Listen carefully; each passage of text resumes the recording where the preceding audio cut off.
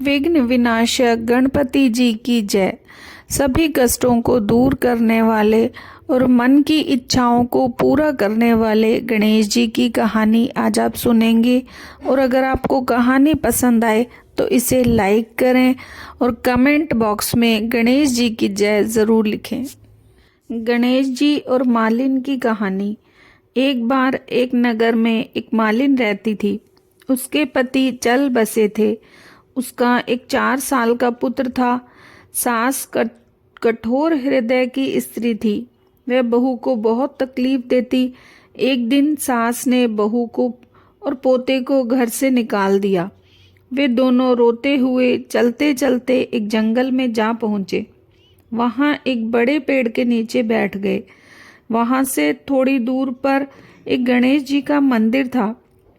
वहाँ लोग गणेश जी के दर्शन करने आते थे। दर्शन करके गणेश जी को प्रसाद चढ़ाते, फिर वह प्रसाद सबको बांट देते। इस प्रसाद से माँ बेटे का गुजारा होने लगा। दोनों गणेश जी की पूजा पाठ में लग गए।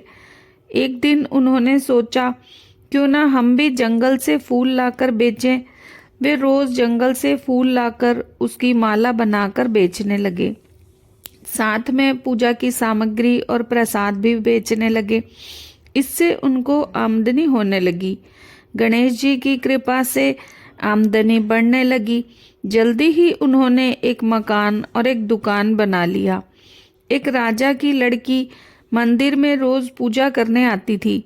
मालिन के बेटे को देख राजकुमारी उस पर मोहित हो गई और उससे विवाह करने की सोचने लगी। उसने अपनी भाभी से मन की बात कही। भाभी अनुभवी थी।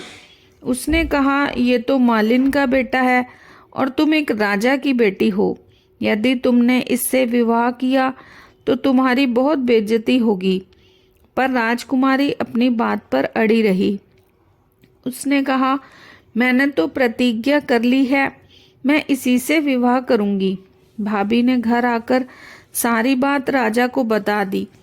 राजा ने मना नहीं किया और विवाह के लिए तैयार हो गए। उन्होंने बड़े धूमधाम से बेटी का विवाह मालिन के साथ कर दिया। मालिन के बेटे के साथ कर दिया। मालिन ने सबसे पहले बेटे बहू को गणेश जी के मंदिर में ले जाकर पूजा पाठ करवाया और गणेश जी का आशीर्वाद दिलवाया। इसके बाद पूरे नगर में ये बात फैल गई कि गणेश जी की पूजा करने से सब कष्ट दूर हो जाते हैं। ये सुनते ही नगर के सभी लोग मंदिर आने लगे। मालिन और उसके बेटे की बिक्री और बढ़ गई। उधर उसकी सास के बुरे दिन आ गए।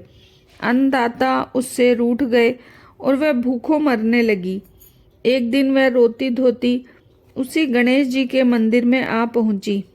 वहां वह मालिन के बेटे से बोली, मैं भूखी हूँ, मुझे रोटी कपड़ा दे देना।